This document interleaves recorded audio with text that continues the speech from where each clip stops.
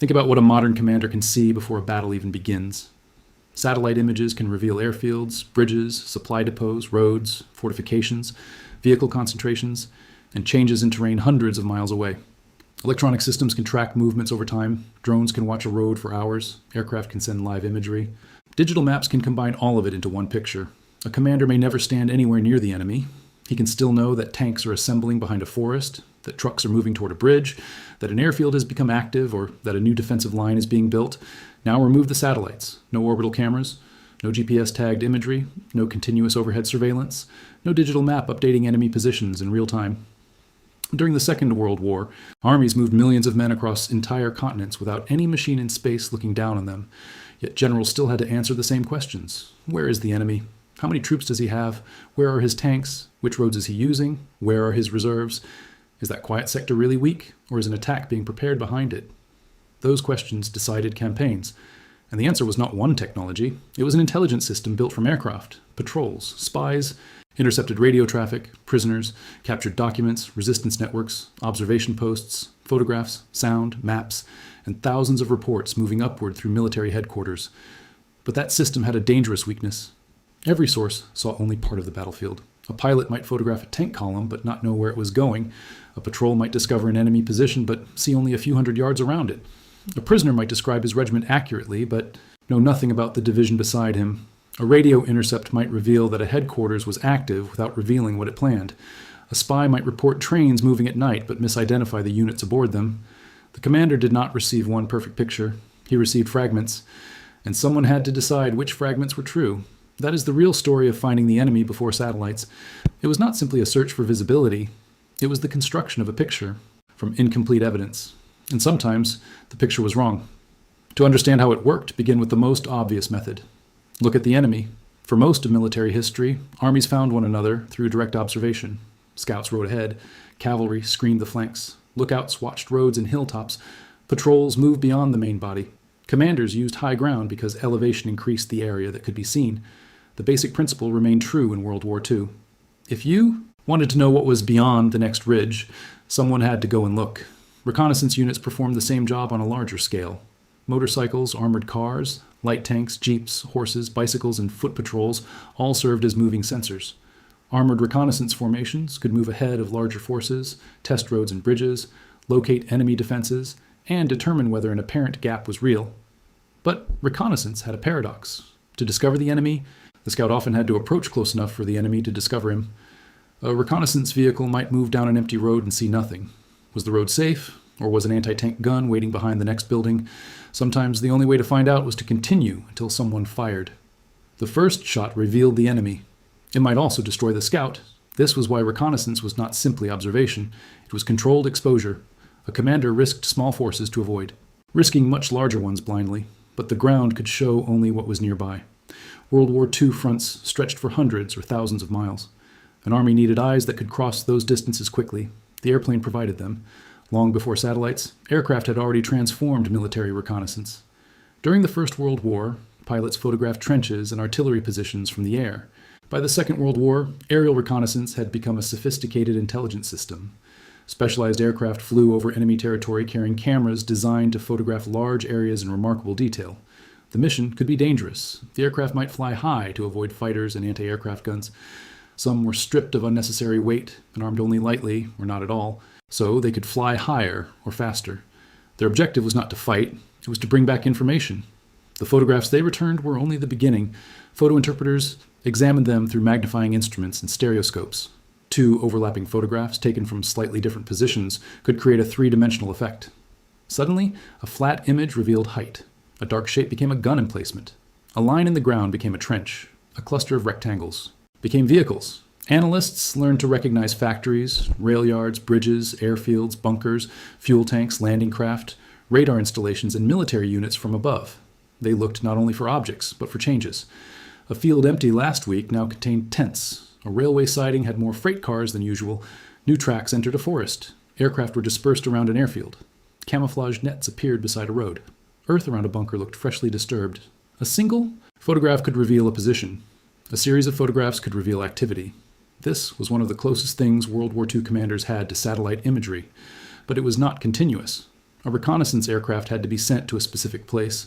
Weather had to allow the mission. The aircraft had to survive. The film had to return to base. It had to be developed. Interpreters had to study it. Their conclusions had to reach headquarters. By the time a commander saw the finished intelligence, well, the enemy might already have moved, and clouds could make the entire system nearly useless. A satellite can pass above weather, and modern sensors may exploit wavelengths beyond ordinary visible light. A World War II camera often needed a usable view of the ground. Low cloud, fog, storms, smoke, and darkness could hide the enemy for exactly the period in which he was preparing something important. That weakness mattered enormously. In December 1944, German forces prepared a major offensive in the Ardennes. The Allies had come to regard the sector as relatively quiet. German preparations were concealed by strict security, movement at night, camouflage, and limited radio traffic. Then poor winter weather reduced Allied aerial observation. On December 16th, roughly 30 German divisions attacked. The result became the Battle of the Bulge. The offensive did not succeed in its ultimate objectives, but the initial surprise was severe. This was not because Allied commanders had no intelligence system. They had one of the most powerful intelligence systems in the world. The problem was that intelligence is only as good as the evidence collected, the assumptions applied to it, and the attention commanders give to warning signs. Some indications of German activity existed, but the larger picture did not convince Allied command that a massive offensive was about to begin in that sector. That is an important distinction. Finding the enemy and understanding the enemy are not the same thing. You can know that units exist. You can know that trains are moving. You can know that patrols have become more active. You can still misunderstand what those facts mean. Satellites do not eliminate that problem either. More information does not automatically create correct interpretation. But in World War II, the gaps between observations were far larger. Aerial photographs helped commanders see what was physically present. Signals intelligence helped them discover what the enemy was saying. Radio had become essential to modern armies. Headquarters communicated with subordinate units. Aircraft spoke to bases. Ships transmitted reports. Armored formations coordinated movement. Supply organizations sent traffic. Every transmission created an opportunity for someone else to listen. Enemy radio messages could be intercepted from surprisingly great distances. Some were sent in plain language. Others used simple codes. The most important communications were encrypted. Breaking those systems became one of the most consequential intelligence struggles of the war. The Allies used the term ultra for highly secret intelligence derived from the exploitation of major Axis cryptographic systems, including German Enigma traffic. This gave selected Allied leaders access to information that no aerial photograph could provide. A photograph might show a division near a city. A decrypted message might reveal the division's identity, orders, shortages, destination, or relationship to a larger operation. Before the Normandy invasion, signals intelligence contributed to Allied knowledge of German defenses, units, minefields, and orders. That did not mean Allied commanders could read every German message. They could not. Systems changed. Some communications remained secure. Messages could be delayed. Intelligence had to be protected because if the Germans realized their encryption was compromised, they could alter procedures and destroy the source. This created another strange problem, and sometimes commanders possessed excellent intelligence but could not act in a way that revealed how they knew it.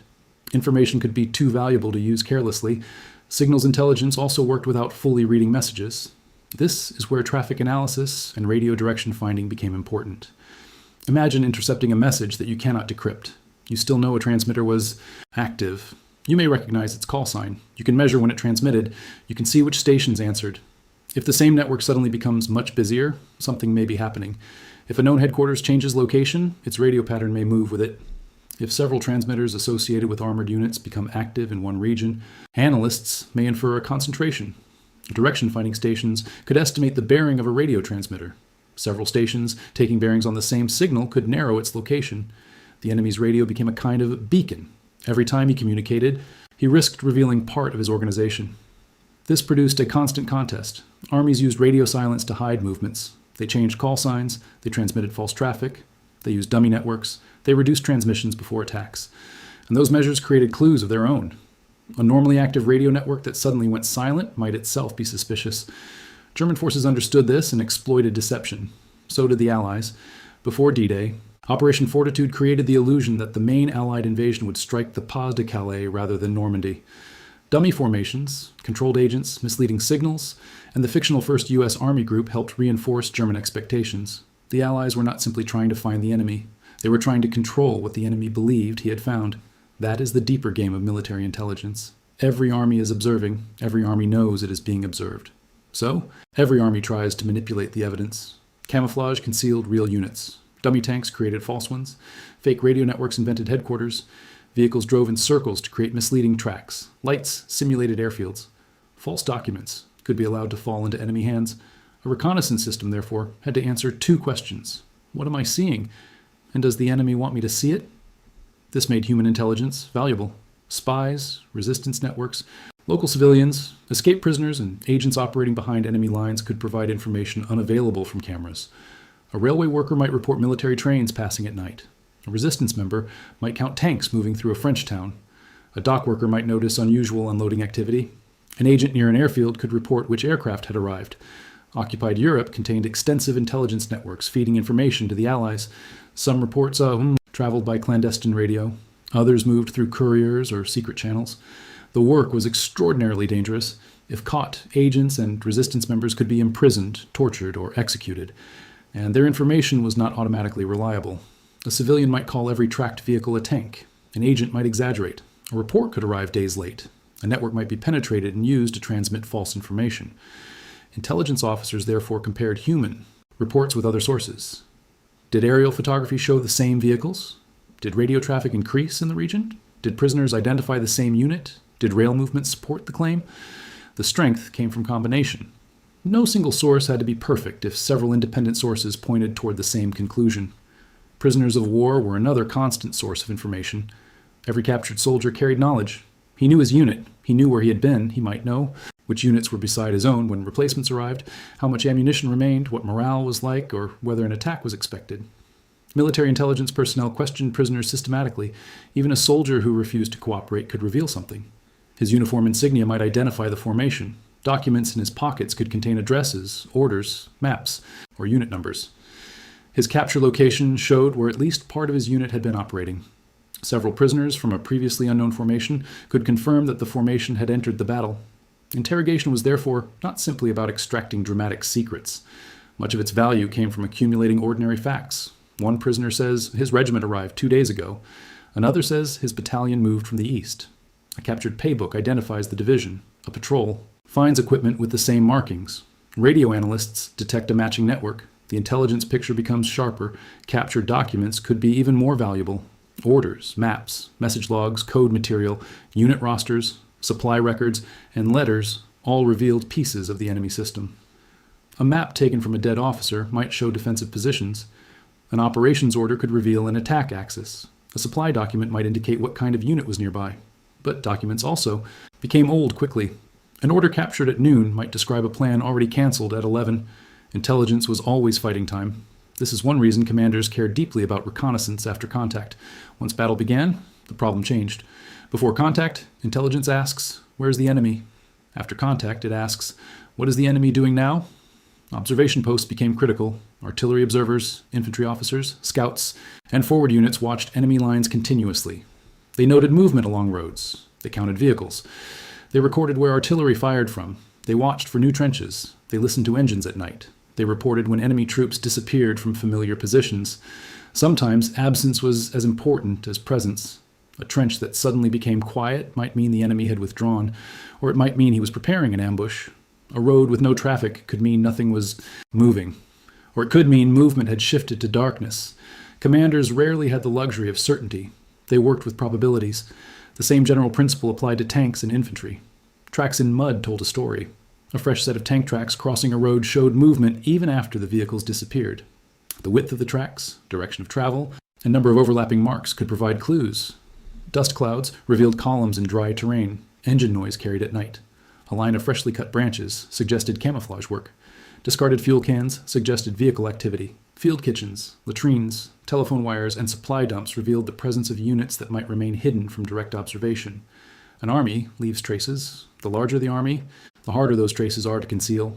A division needs food, fuel, ammunition, medical support, road space, communications, headquarters, repair units. Thousands of men can hide from a camera for a moment. Their logistics are much harder to erase. This is why intelligence officers studied railways and roads so carefully.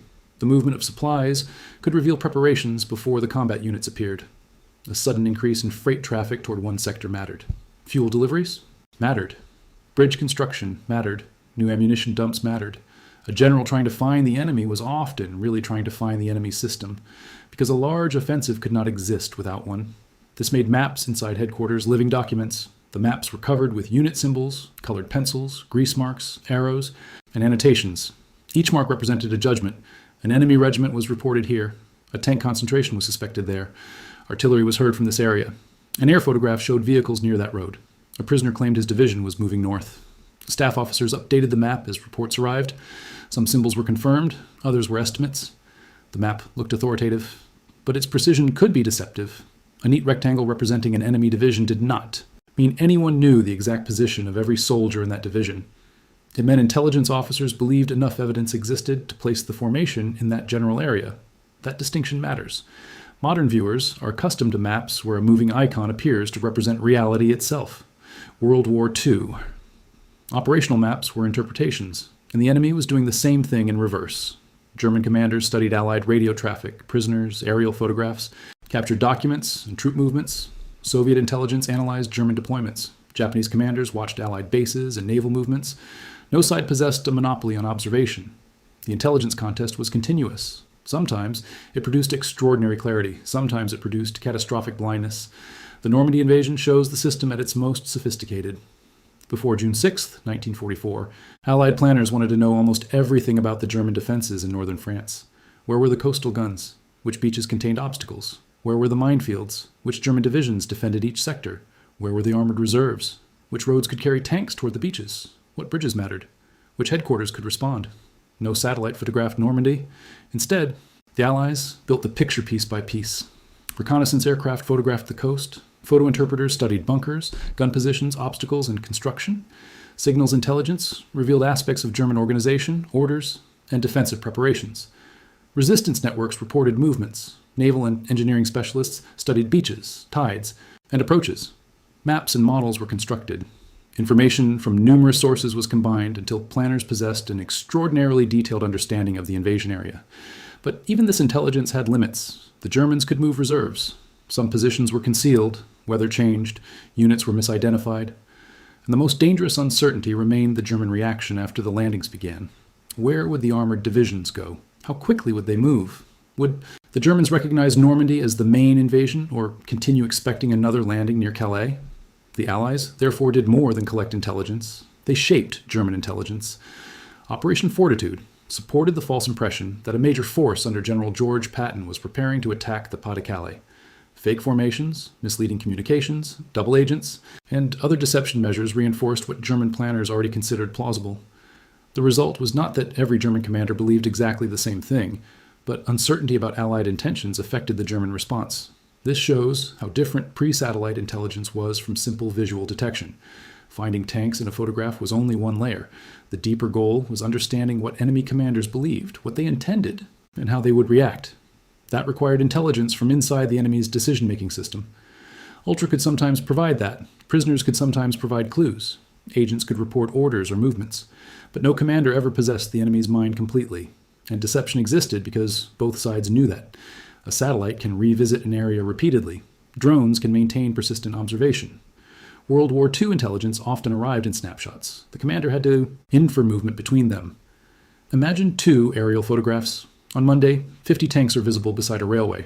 On Wednesday, they are gone. Where did they go? North? South? Into a forest nearby? Were they real tanks or decoys? Did they move at night? Did another reconnaissance aircraft see them elsewhere? Analysts searched other reports. A resistance cell heard engines on a road. A radio network became active. A prisoner identified a new armored division. Tracks were discovered near a village. Only by combining those clues could headquarters reconstruct the movement. This was intelligence as detective work. And detectives can be misled by assumptions. One of the most dangerous assumptions is believing that the enemy will act rationally according to your own expectations. Before the Battle of the Bulge, many Allied leaders considered a major German offensive through the Ardennes unlikely. Germany was under enormous pressure. Its resources were declining. The Allies were advancing toward the Reich. The Ardennes sector appeared quiet. Those facts encouraged a particular interpretation. German preparations therefore entered an intelligence system already shaped by expectations. When evidence does not fit the expected story, humans tend to discount it. That problem did not disappear when satellites arrived. But but satellites greatly increased the amount and frequency of observable evidence. In World War II, a commander could go hours or days without seeing what was happening behind the enemy's front. The enemy used that darkness. Forests were natural concealment. Cities hid vehicles.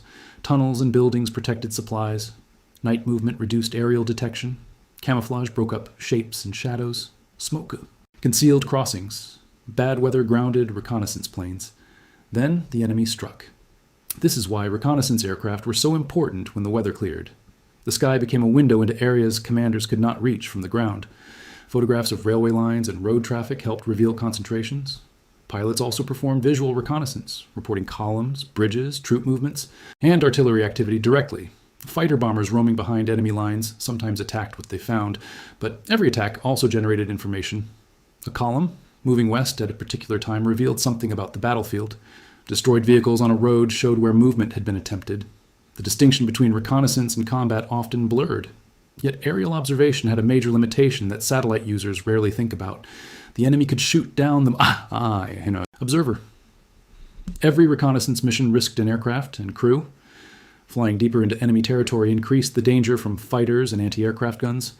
A pilot might need to maintain a predictable course, while cameras photographed the target. Cloud could force another mission. A commander requesting more information was sometimes asking men to fly directly over the enemy to obtain it. Intelligence had a physical price. Ground reconnaissance had the same cost. Patrols vanished. Scouts were ambushed. Agents were arrested. Resistance members were executed. Signals operators worked near front lines. Prisoners had to be captured in combat before they could be questioned. The intelligence picture was built from risk. But World War II commanders became extraordinarily skilled at combining the large picture and the small one. Staff intelligence sections existed specifically to collect, evaluate, and distribute information. In the U.S., Army intelligence staffs commonly operated under the G2 designation at higher headquarters and S2 at lower levels. Their job was not merely to gather reports, they had to judge them. Where did this information come from? How reliable is the source? Does another source confirm it? Could the enemy be deceiving us? How old is the report? Does it fit what we know about the enemy's organization? What would the enemy need to do next if this report is true? That last question turned information into intelligence. Suppose aircraft photograph several hundred vehicles near a railhead. The photograph itself is information. An analyst asks what those vehicles mean. Are they replacements? A division arriving? A supply concentration? A unit preparing to attack? Then he checks rail traffic, radio activity, captured documents, and known orders of battle. The conclusion might still be uncertain. So intelligence officers expressed degrees of confidence. Commanders then acted on probabilities. Sometimes they delayed because the evidence was weak. Sometimes they moved reserves because they could not afford to be wrong. Sometimes they ignored a warning because another threat looked more urgent. No intelligence system removes command judgment. It only changes the quality of the uncertainty.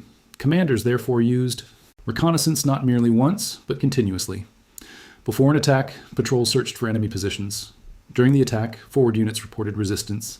After a breakthrough, reconnaissance pushed ahead to find the next defensive line. Aircraft watched roads for reserves. Signals units listened for headquarters moving. Prisoners were questioned immediately. Captured maps were sent backward. The intelligence picture changed hour by hour.